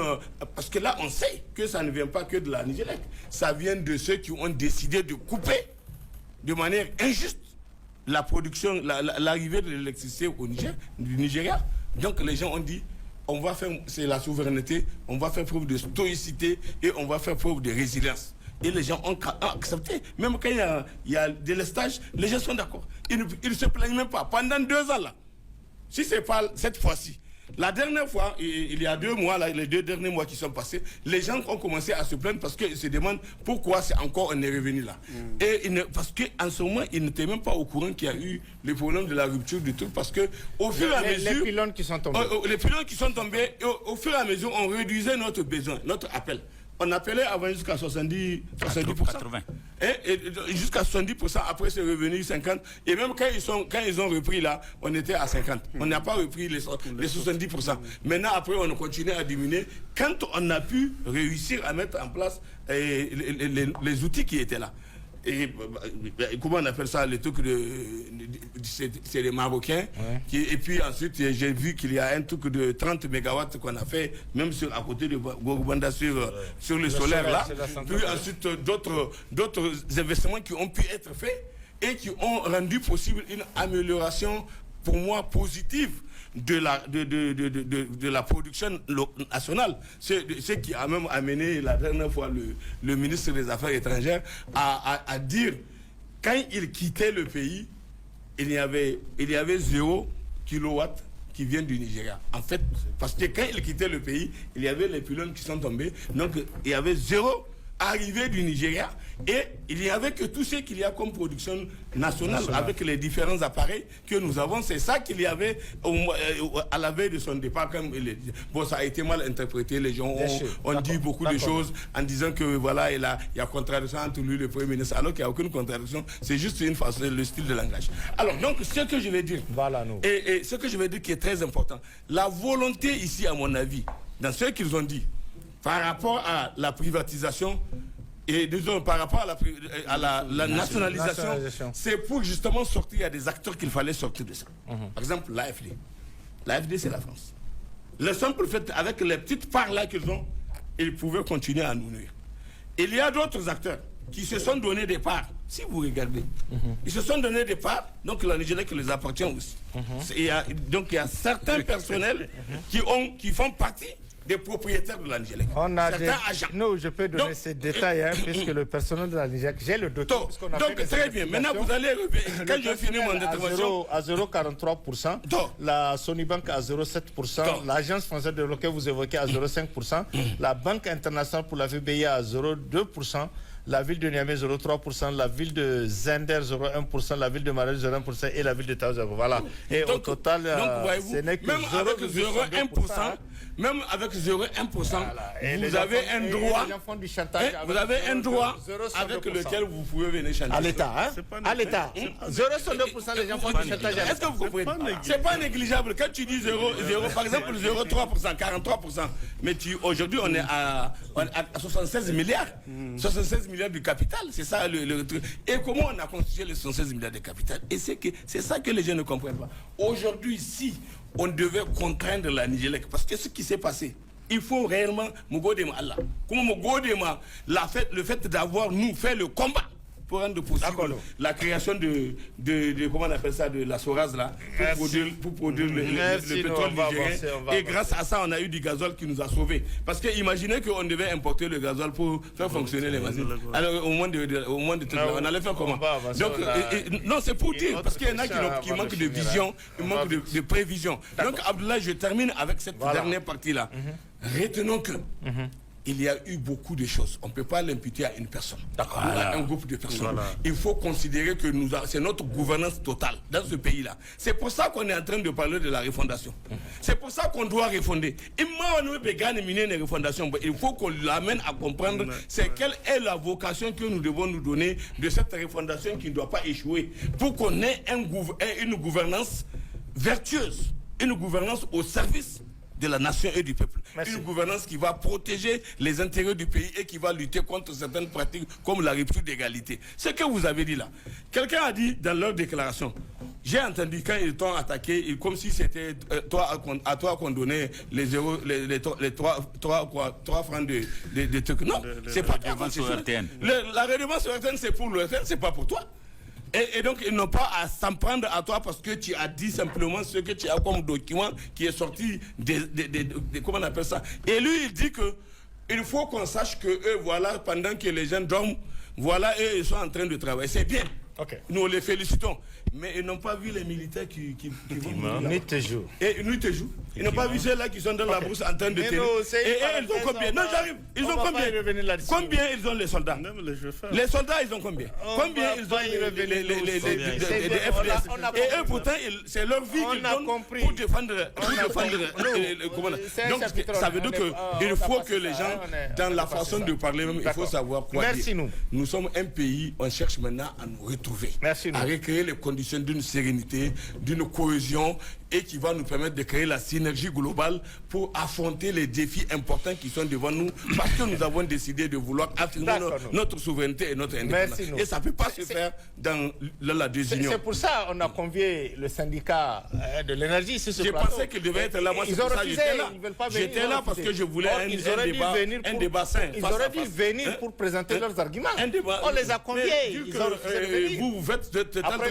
C'est un choix que vous avez fait. Ils auraient dû venir profiter pour dire c'est quoi exactement leur problème. Le salaire que chacun prend là-bas, c'est qu'eux ils prennent comme salaire, c'est qu'on les donne. Mais c'est en fonction de leur travail, de leur astreinte, de leurs obligations. Mais on n'a pas dit qu'on va leur faire des avantages. C'est qu'on a dit là, les avantages de 10%. Mais pourquoi on va les donner 10%? Pourquoi? Est-ce que lui, le contractuel qui forme l'enfant, qui va là-bas dans la fin fond de la bourse, même pour avoir son pécule, je ne parle pas de salaire parce qu'il n'a pas de salaire. Il va dans les fin fond pour aller enseigner les enfants. Eux-mêmes qui sont là, parmi ceux qui ont parlé, c'est les enfants de la bourse. C'est les enfants de la bourse. S'il n'y avait pas eu ces enseignants-là qui sont partis les enseigner, ils allaient venir. C'est très bien, donc moi, je ne veux pas que les gens nous créent des problèmes. On est dans une situation où on cherche une solution globale. Nous devons nous comprendre. Et ce qu'il y a là où il y a des abus, il faut faire. On a fait une résolution, je termine Abdoulaye, on a dit dans la recommandation là, il faut supprimer tous les avantages indus. Il faut supprimer tous les privilèges indus. Il faut supprimer toutes les immunités. C'est pour ça que c'est ça qui est recommandé. Et actuellement, quand vous prenez la charte qui tient lieu de valeur constitutionnelle, dans la charte, il n'y a aucun privilège accordé à aucune personne. Ok, voilà. Nous, merci beaucoup. Oui, Sani, vous voulez réagir rapidement? On va à l'autre question pour finir. D'abord, tout à l'heure, M. Bana avait parlé de dissocier la gestion des segments, production, transport et distribution. C'est bien beau. Ça ne donne que des facilités à un probable repreneur. C'est un luxe dont le Niger n'en a pas besoin aujourd'hui. Vous voyez, pour le prix du kilowattheure, regardez dans tous les centres isolés là, c'est un seul agent qu'on amène. C'est lui qui gère la centrale, c'est lui qui gère le réseau, c'est lui qui fait les dépannages, c'est lui qui distribue les factures, en un mot qui fait tout. Et lorsque vous allez diviser ça, il va falloir pour chaque segment amener un quelqu'un répondant au segment. Un quelqu'un de la centrale, un quelqu'un du réseau, un quelqu'un du commercial. Et chaque mission qui doit venir avec ses propres moyens. Ça veut dire que chaque segment a à peu près 4 missions indépendantes. Je connais des localités là où toutes les recettes ne font même pas 100 000. Donc c'est des millions qu'il faut brûler pour un 100 000. Dieu merci, comme dit l'autre, que l'État a imposé une entraide dans la tarification. Il y a ce qu'on appelle la péréquation. Les certains supportent les autres. Oui, bien sûr. Sans ça là, il y a des localités là où si on doit venir calculer le coût de production, dans ce que vous dites, ça allait dépasser les 4 à 5 000 francs CFA. Avec toutes ces difficultés, c'est augmenter d'autres difficultés. Pour le moment, cette séparation n'est pas opportune. Ça, je suis sûr, on n'a même pas besoin. C'est une directive de notre ancienne tueuse EDAO, vous comprenez? Et c'est une directive qui fait 19 ans, mais personne ne l'a exécutée. Je ne parle pas de cette directive. Non, mais c'est à peu près la même chose qu'elle recommande. Mais les gens ne peuvent pas parce que matériellement, ça coûte cher. Deuxièmement, ce que je veux dire. Je connais la Nigélec parce que j'ai pratiquement donné toute ma vie. Je ne fais que travailler avec eux. Le personnel de la Nigélec, je vous jure, ça, on a dit que ça les engage. Mais moi, je suis sûr que ils n'ont rien à voir dedans. Et qui est derrière? Ah non, ça vous, vous avez déjà dit. Je n'ai pas enquêté, mais je suis sûr. Qui est derrière? Si, il y a quelqu'un qui a un intérêt de parler au nom. Et qui a monté ce syndicat-là contre l'État, parce que c'est contre l'État. Ce quelqu'un-là, il faut le chercher. Oui, voilà, contre l'État. Moi, je vous dis, ces pauvres techniciens qui se morfondent. Un employeur, ces pauvres techniciens qui se morfondent pour la cause commune et publique, ils n'ont rien à voir dedans. Certes, il y a certains qui ont été présentés, malmenés, tout ça, mais je veux qu'on n'a pas intérêt à se tirer dessus. Bien sûr. On doit s'appuyer, mutualiser nos efforts et les amener à comprendre ce qui doit être fait, dissocier du mal du mauvais. Et leur donner du tonus et du courage pour continuer le sacrifice qu'ils font. Moi, c'est ce que je veux. Je n'attaque pas et je ne veux pas que quelqu'un le fasse. Et je veux qu'on les soutienne. Si le Niger va devenir dans des très bons draps, mais pourquoi pas? On peut revenir sur certains avantages. Voilà, mais pour le moment, l'heure est au sacrifice. Non, il faut revoir. Bien sûr, ça. L'autre question, à présent que l'État a repris le contrôle total de cette société en congédiant le conseil d'administration et peut-être dans les prochains jours en mettant une nouvelle direction en place, c'est-à-dire une nouvelle gouvernance à la tête de cette nouvelle société, à quoi doit-on s'attendre? Qu'est-ce qu'il faut faire pour rendre viable la nouvelle société avec cette nationalisation? Moi, j'ai que 2 principes, mais un seul même. Je vous ai demandé, l'État est organisé. On n'a rien à créer. Tous les textes existent. D'accord. J'ai dit il faut qu'il y ait une discipline horizontale du haut vers le bas, du bas vers le haut, du guide suprême qui est le président de la République jusqu'au dernier échelon. Chacun n'a qu'à s'en tenir à ses prérogatives nationales officielles. Dans le respect de la hiérarchie. Voilà. Si on fait ça là, je vous jure, tout ira.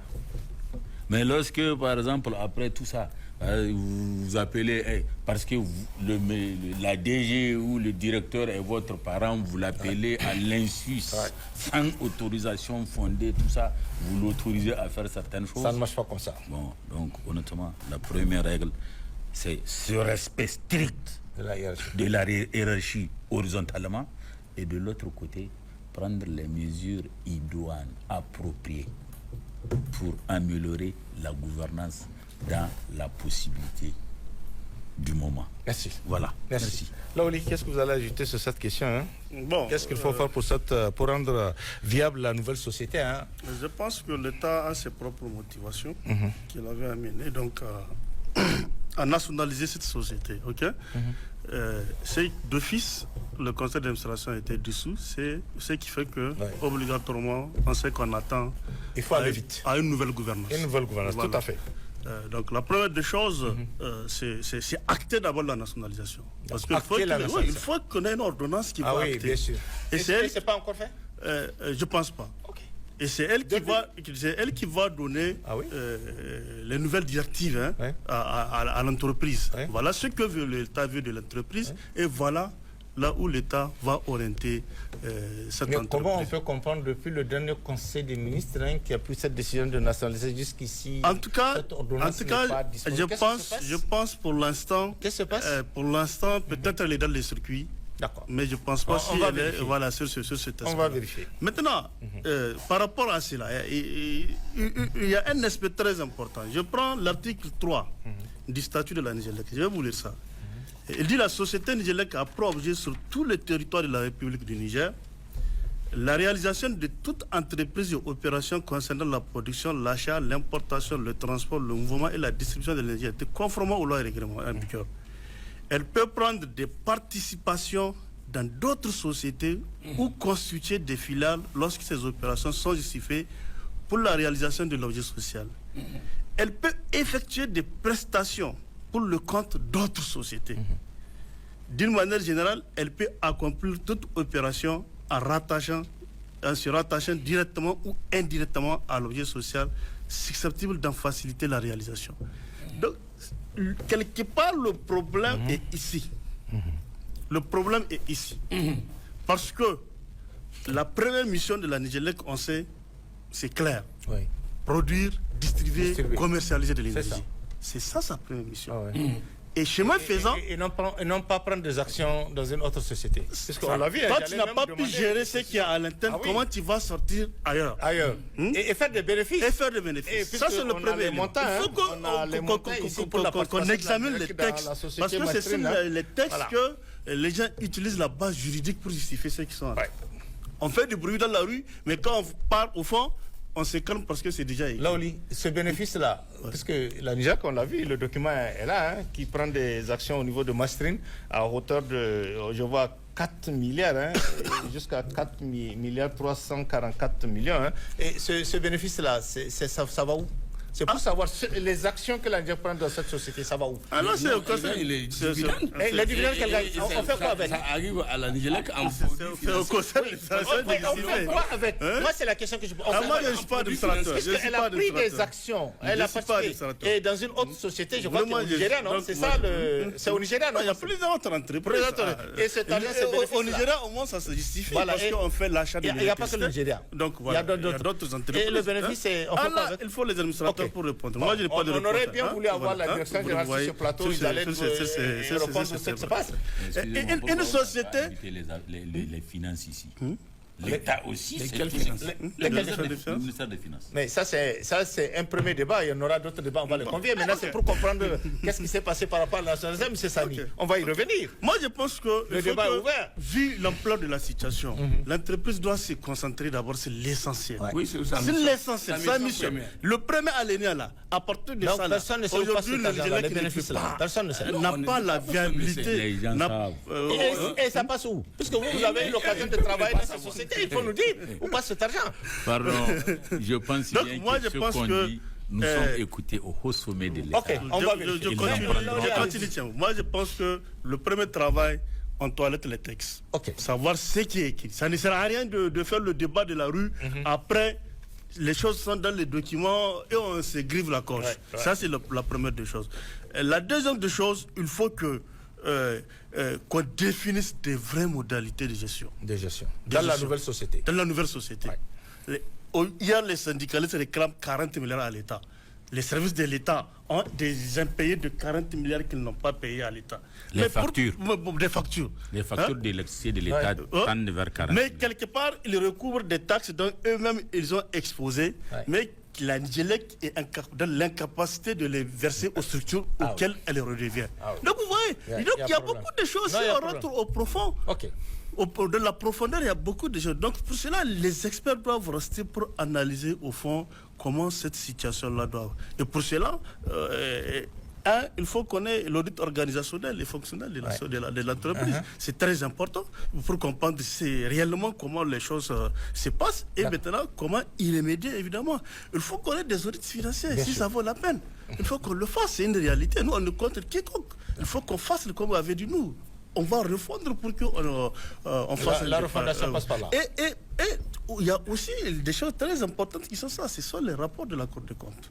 Les rapports de la Cour des comptes. Oui. Qu'on publie chaque année. Oui. Et là, il n'y a pas de publie chaque année. Bon, l'État a fait le choix que c'est comme ça, cette Cour fonctionne. Elle publie seulement. Voilà. Donc, c'est tellement facile donc, de voir tous ces aspects-là et savoir où on veut partir. Maintenant, le dernier point le plus important, l'État a nationalisé. L'État doit s'assumer. Il doit s'assumer. L'État doit s'assumer. Aujourd'hui, dont je vous parle, la Nigélec, normalement, l'État doit lui verser 26 milliards de subventions. Avec tout le bruit qu'on est en train de faire. 26 milliards de subventions. On a signé un contrat de performance entre l'État du Niger et la Nigélec. On a fait 2019-2021. Ni la Nigélec, ni l'État, personne n'a honoré ses engagements. Le rapport de consultant, c'est ce qu'il avait sorti clairement. Les indicateurs techniques, les indicateurs financiers de la Nigélec n'ont pas été honorés.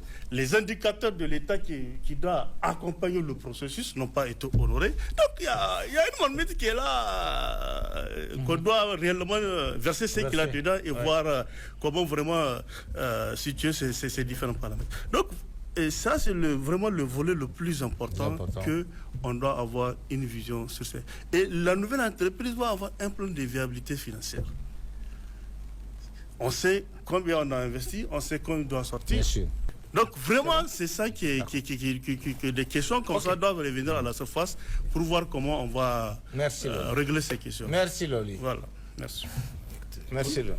Oui, Bana, rapidement. Je pense que d'abord, avant de répondre à votre question, je vais préciser un peu mon idée tout à l'heure. Quand je parle de séparer, moi je parle d'une restructuration profonde. Vous savez, aujourd'hui, la Nigélec, tout le monde est d'accord, a un passif énorme. Le passif, en termes financiers, il est énorme.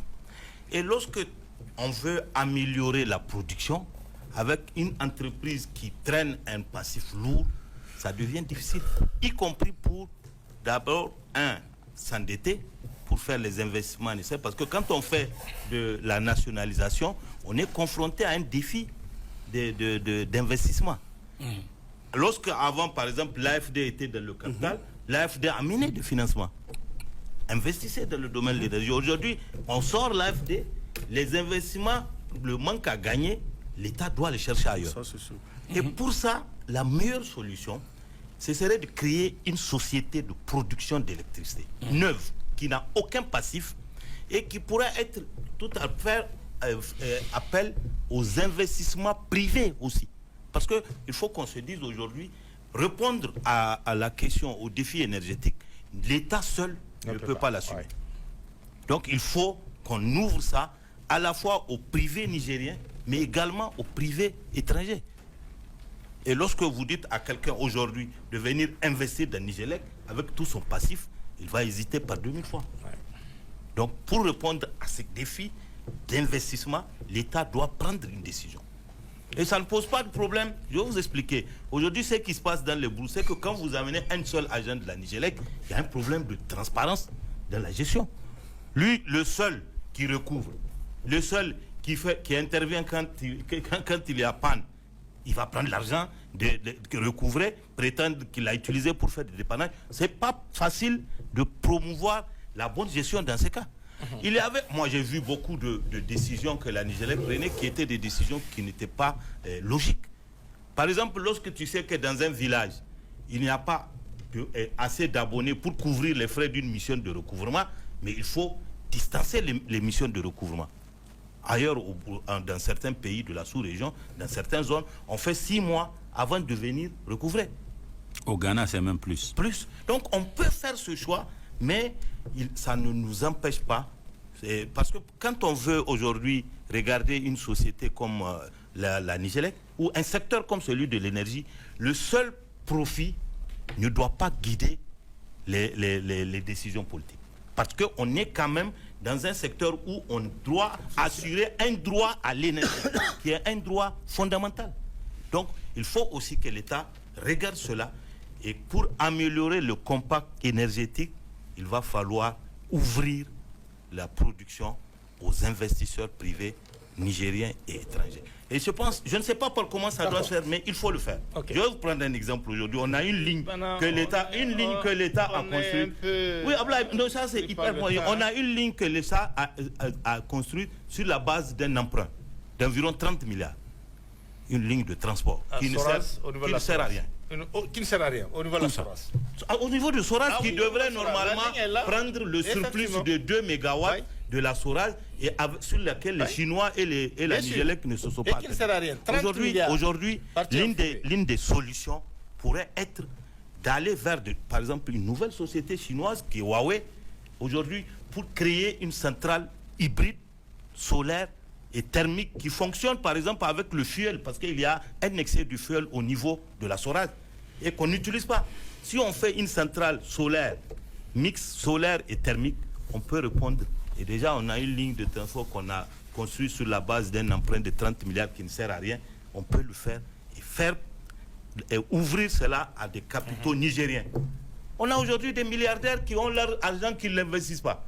Si aujourd'hui l'État les réunit et leur dit voilà un projet qui coûte tel nombre de milliards où vous allez produire, aider l'État à améliorer la production énergétique. Ça, c'est une des solutions. D'accord. Il y a une précision importante que je voulais donner par rapport à la ligne qu'il a parlé. Vous voyez, je ne parle pas trop, mais je donne des grands ensembles qui reviennent partout. La ligne là que vous avez parlé, ça a amené à son temps le Premier ministre Brigitte Raffini à écrire une lettre. Parce que comme vous dites, c'était la direction générale de la Nigélec avec la complicité du ministère du Plan. Ils sont partis négocier à l'insu du ministère de l'énergie tout ce qu'il y a. Vous comprenez? Celui qui est responsable de la politique énergétique n'est pas au courant. C'est lorsqu'on a entendu que tout est OK, le Niger est engagé. C'est là qu'il y a eu un scandale au niveau du gouvernement. Et c'est là qu'il y a eu une circulaire. Vous comprenez? Pour dire que dorénavant, que n'importe qui, quand il intervient dans un secteur, il faut associer les gens du secteur. Et c'est pour ça que moi, sans donner tous ces détails, je vous dis, respectons les attributions. J'ai parlé d'en haut. Non, on est d'accord. Vous comprenez? Et les détails que vous dites là, nos textes, le Niger a opté. Avant, c'était le monopole production, transport et distribution qu'on donnait, mais il n'y a qu'une petite ouverture.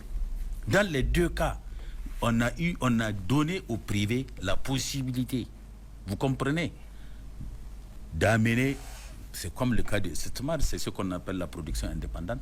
Tout investisseur privé qui veut, il n'a qu'à venir faire de la production, mais tout en se raccordant à la société. C'est à la société qu'il... Mais maintenant, si il va falloir réfléchir et redécider, parce que moi je trouve, qu'est-ce qui nous a amené à la nationalisation? On était dans un schéma de la non-nationalisation. Moi, personnellement, je veux qu'on renforce nos propres outils nationaux, leur donner des capacités majeures, même s'il faut injecter des capitaux. C'est pour ça que j'ai une parole à dire. Je voulais parler aux plus hautes instances de ce pays. Ils ont un devoir historique et ils doivent avoir ce courage. Il ne faut pas écouter. Le président de la République a sorti le plan de 5200 MW. J'aurais voulu que ça soit 10 000 MW. Ouais. Et pas 600, commencer par 2000 MW. J'entends des gens critiquer ça à tort et à raison. Ils ne voient qu'au bout de leur nez. Et je vous jure, toute cette solution, il nous faut des méga moyens de production. Le Niger a la bénédiction divine. On a le soleil, on a le vent, on a les comment on appelle ça, les minéraux de tout genre. Le charbon. Vous comprenez? Et on a le fleuve. Mais les gens veulent des mini marmites qui créent des problèmes. Les mini-marmites, là, je pose la question, c'est peut-être une affaire de marché, c'est une affaire d'argent qu'on peut récupérer tout de suite, il faut le dire. Sinon, si on peut investir à long terme, pourquoi aller chercher ces petits groupes par-ci, par-là? Or, on sait même l'achat de groupes rapporte quelques petits sous à des gens, à des individus, il faut dire la vérité. Merci beaucoup. Nous, rapidement, parce qu'on est pris un peu par le temps. Vraiment, on va finir. Je vous ai suivi avec, avec beaucoup d'intérêt, mais je note une seule chose. Nous devons avoir en conscience que la question énergétique est une question stratégique. Et que le développement que nous cherchons, il ne peut être au rendez-vous que lorsque nous aurons créé les conditions de répondre à ce que nous avons déjà dit dans la Constitution déjà de la 7e République, puis dans la charte. Ça a été repris dans la charte, la question de l'indépendance énergétique. De se battre pour créer les conditions de l'indépendance énergétique et de l'autonomie qui rend de l'autonomie qui va pouvoir permettre aussi ici de prendre en charge un certain nombre de projets à notre niveau. Aujourd'hui, nous ne sommes pas seulement comment on appelle ça, Niger, on est à AES, et qu'on a tous du potentiel, on a tous les mêmes besoins, et il faut que nous organisons la stratégie qui va nous permettre de valoriser ça. Dans Nigelec, c'est notre outil. Aujourd'hui, l'État a nationalisé ça, nous devons nettoyer les textes, nettoyer les pratiques. Et il y a des choses à réformer. Pour être dans la position d'asseoir les conditions d'une gouvernance maîtrisée, transparente, une gouvernance honnête, une gouvernance sincère qui va nous conduire vers le rétablissement de l'égalité. Parce qu'en fait, ce que les jeunes n'ont pas retenu, Abdoulaye, mais tous les problèmes que vous entendez les gens là souvent faire du bruit à gauche, à droite, on dit justice sociale, ceci, cela. Mais le problème, c'est pas à quelqu'un, c'est dans la loi qu'on avait commis des erreurs graves et qu'on a essayé de corriger à l'occasion des assises et qu'on a essayé de corriger dans le contenu de la charte que nous avons aujourd'hui. Aujourd'hui, on a une charte citoyenne. La charte là, c'est l'unique charte, elle n'est pas à comparer avec les autres. D'accord. C'est une charte dans laquelle nous avons dit on va rétablir l'équité, l'égalité entre les citoyens. Nous avons dit que tous les citoyens nigériens naissent libres et égaux en droit et en devoir. Avant, bien qu'on a dit ça, on a dit qu'il y a des gens qui ont des privilèges. Il y a des gens qui, même lorsqu'ils vont avoir telle chose, on ne va pas les toucher. Il y en a qui, quand ils vont avoir des problèmes, même, il faut un tribunal spécial. Maintenant, là, il n'y a plus ça. Mais cette révolution-là, qui a été observée dans le cadre de ce qu'on a fait à partir du 26 mars passé, le jour où le président a signé la charte là, mais j'ai vu les gens ne sont pas intéressés à l'essentiel. Et c'est ce que j'avais dit quelque part en disant, on ne peut pas, avec tout ce qu'on vient d'avoir comme nouveau acquis, laisser tout ça là partir à zéro à cause de quelques gens qui n'ont rien compris de certains enjeux. Merci. Abdoulaye, je vais te dire, tu sais, je ne te le dis pas parce que tu es là. Le fait d'avoir eu le courage d'accepter depuis le 26, déjà avant le 26, tu faisais le grand débat.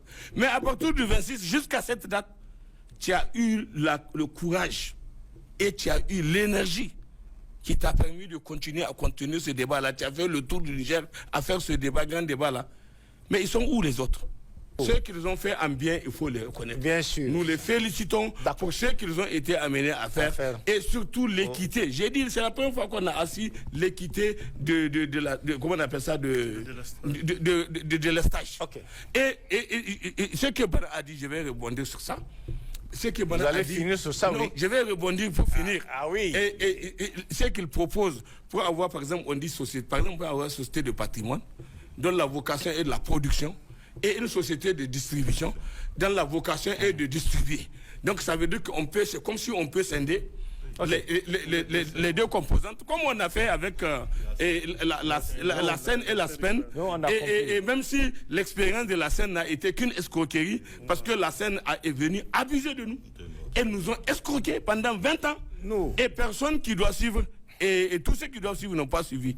Wallahi, je vous dis, ce que les gens là sont venus avoir. Vous vous rappelez qu'il y a des gens qui ont eu pratiquement des on a largement parlé les dividendes qu'ils se partageaient. En profitez aussi, donner votre message, on finit parce qu'on est donc vraiment les dividendes qu'ils se partageaient, c'était des dividendes abusifs. D'accord. Et donc là aussi, quand on va aller vers ce qu'on dit là, c'est toujours étatique, c'est toujours sous l'empire du contrôle de l'État, mais c'est juste pour une question d'organisation du travail qu'on peut être dans la position de pouvoir envisager ça comme ça. Merci. Et bon, maintenant pour terminer, voilà. Il faut que nous tous nous sachions que la volonté du gouvernement qui a rendu possible cette nationalisation-là, les gens doivent comprendre l'enjeu.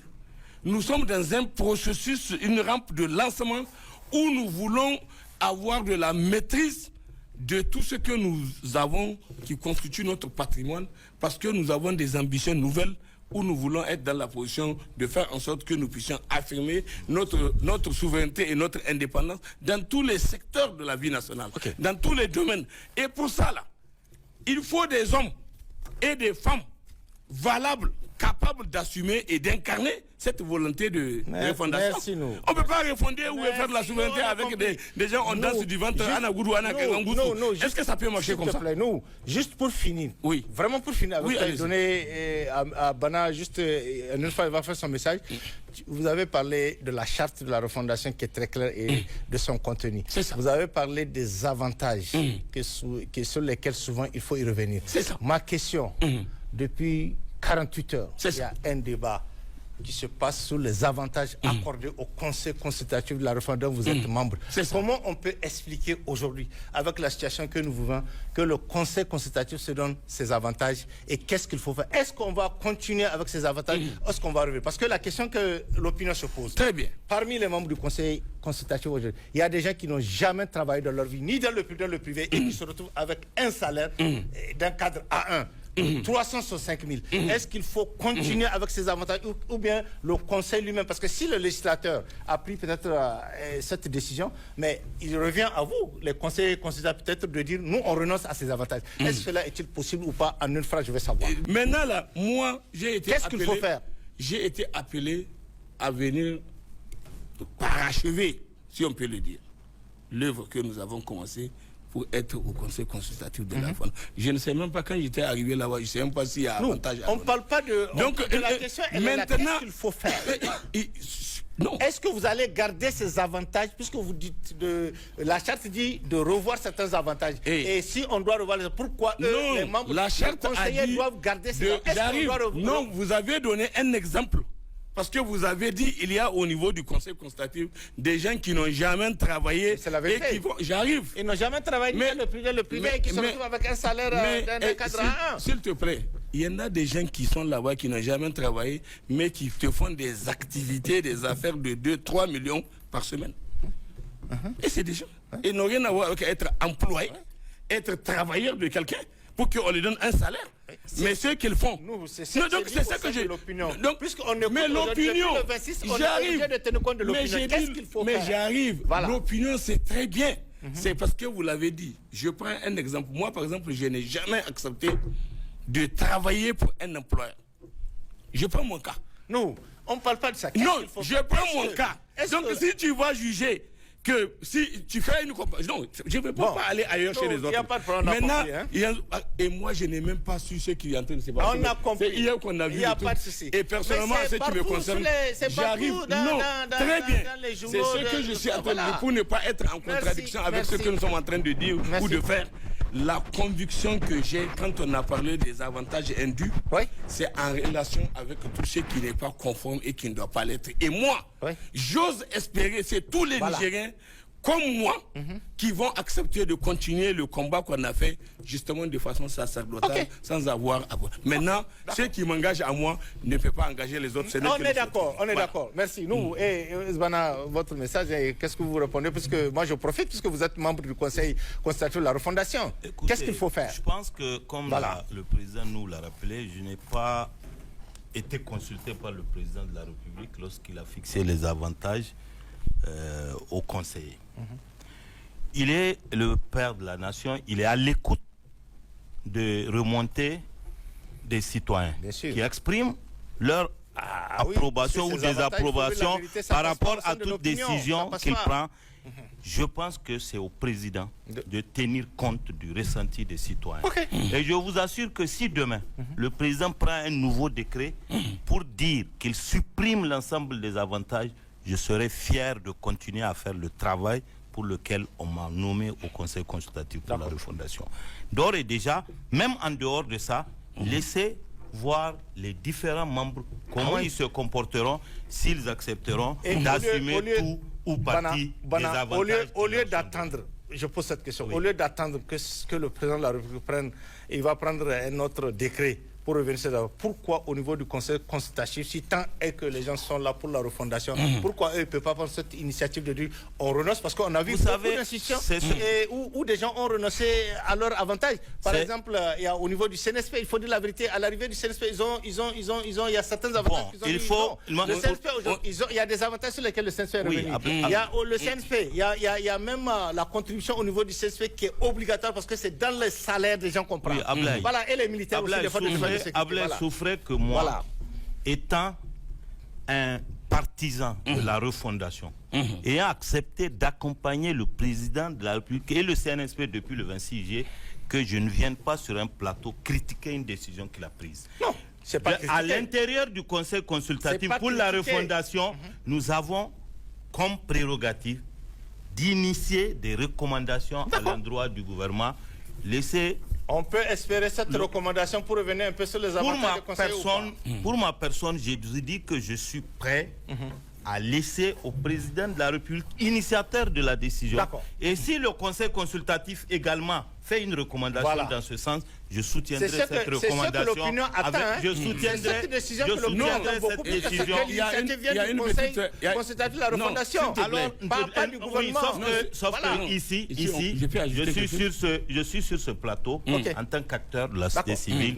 Je ferai ce débat au sein du Conseil consultatif. Par contre, pour la fin, si c'est ça la fin, moi j'ai un message à donner au niveau de la question sur la nationalisation. C'est pour dire que, comme on a dit ici, il ne sert à rien de nationaliser si on ne fait pas un audit pour savoir ce qui s'est passé.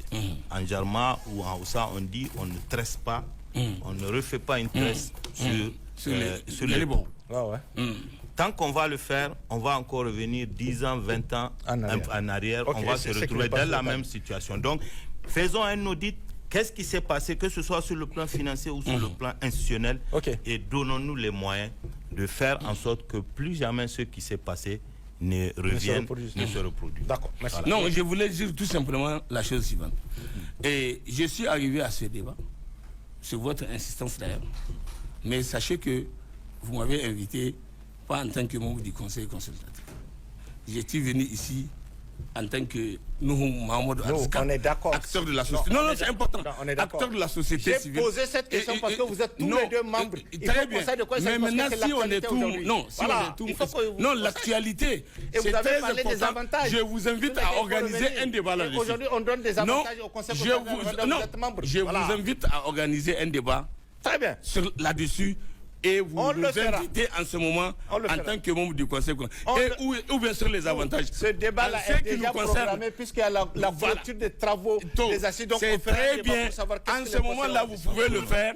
Vous organisez ça, aucun problème, vous aurez la réponse. Merci beaucoup. Mais ce que je veux vous dire, en ce qui concerne nous, notre personne, dans ce pays-là, il n'y a pas encore un deuxième qui a fait l'exercice que nous avons fait et le sacrifice. On a compris. Merci. Il n'existe pas. Merci nous. Merci. Et on peut le vérifier. Merci nous. Voilà. Votre message, ça, c'est important. on va finir. Merci votre message. Quand vous aurez le deuxième, vous me le faites signe. Il n'y a pas de souci. On y va, M. Sani. Votre message. Moi, mon message, le premier, je l'adresse aux plus hautes autorités. D'accord, ok.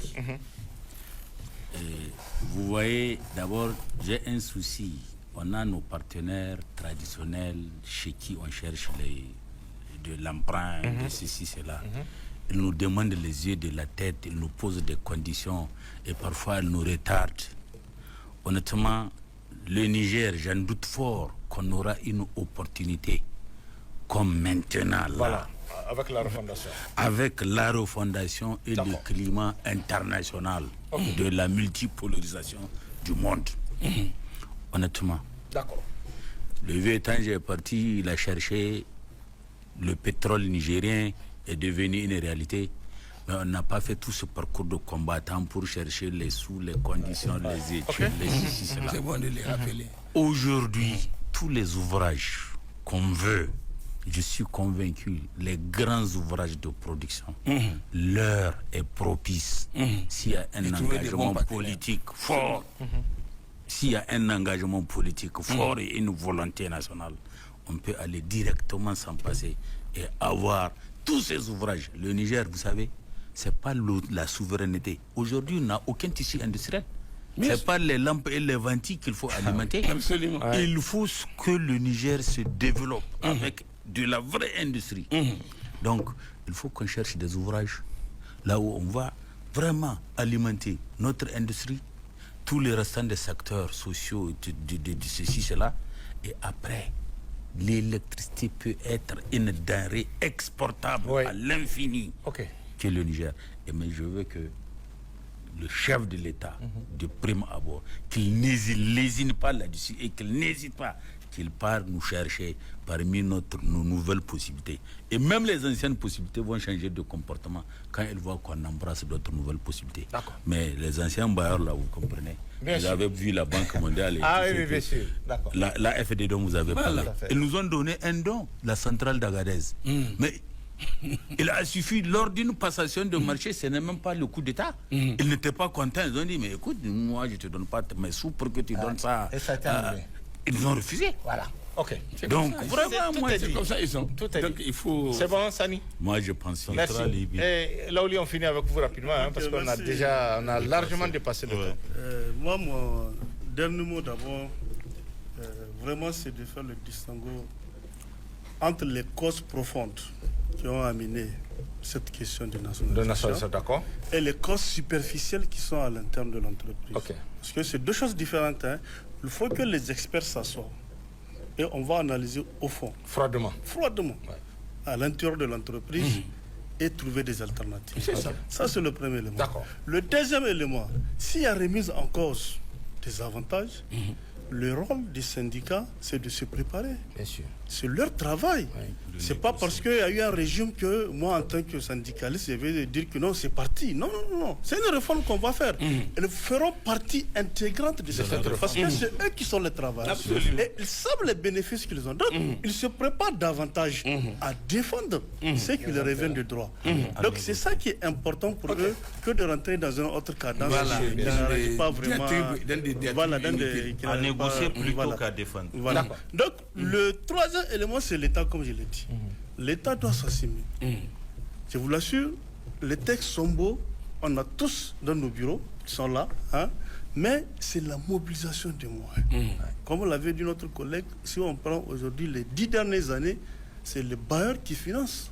C'est la Banque mondiale, l'AFD, la BAD, qui sont les principales investisseurs dans le secteur de l'énergie. Et aujourd'hui, le schéma est en train de continuer. Or, on parle de souveraineté. Bien sûr. Aujourd'hui, nous voulons faire le charbon depuis le 26 juillet 2023. On a toutes les réflexions pour faire le charbon, mais il n'y a personne qui est prêt pour nous accompagner. Lawali, ce que vous venez de dire, puisque je le dis, même l'autre débat, je l'ai dit, on a eu l'occasion d'avoir la ministre de l'Énergie sur notre plateau. Et lors des entretiens, il y avait le plan stratégique qui contient toutes ces propositions. On aurait dû tout simplement mettre ce plan stratégique, peut-être qu'on n'allait pas arriver à cette situation et on allait même avancer. C'est la vérité.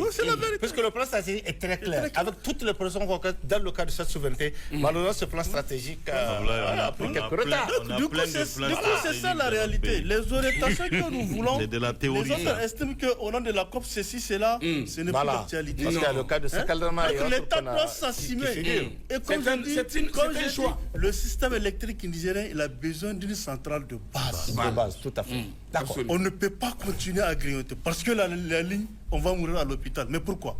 Il faut qu'on s'assume vite. Même si c'est des faits de contribution pour faire ces centrales-là. Est-ce qu'on doit toujours continuer avec cette ligne du Nigeria? Non, la question de la ligne, moi, je ne suis pas rentré en profondeur. En âme et conscience, c'est un débat clair. Moi, je fais partie des membres du comité d'urgence que nous avions évoqué tout à l'heure. Comment on a géré l'électricité. Jusqu'au lendemain de ce comité-là, avec l'ancien ministre, il n'y a pas la question de la ligne. Il faut faire 120 à Niamey, en turbine, 70 à l'intérieur, en semi-rapide. C'était clair, le plan est là. Mais on est là au comité quand on a su que la ligne a été reprise. La ligne a été reprise, pourquoi? Les gens estiment que l'électricité est moins chère. C'est ça la raison. Mais et la souveraineté? L'électricité et le chantage souvent qu'on fait face, parce qu'on a vu à l'occasion du décision comment le Nigeria unilatéralement a suspendu. L'électricité les pylônes qui tombent là souvent, on sait que c'est des actes de sabotage. Alors que même avant les événements du 26, la ligne tombe toujours. La ligne tombe toujours. Il faut que nous, déjà, nous sommes nos réflexions. Même s'il n'y a pas eu cette situation, la ligne là ne va pas. Merci, vraiment merci. C'est ça qui est important. Juste un truc que oui, rapidement, parce que vraiment on a dépassé. Sur le plan technique aussi, il faut qu'au plus haut niveau qu'on sache que les 3 zones électriques, aujourd'hui, il faut qu'elles soient interconnectées. Interconnectées, d'accord. C'est vrai, on a un projet qui est en cours. La zone fleuve, la zone nord, et puis centre. C'est pas parce qu'il n'y a pas l'énergie au Nigeria que Zander ne peut pas envoyer l'électricité à Niamey. On est d'accord. Il faut qu'on se donne.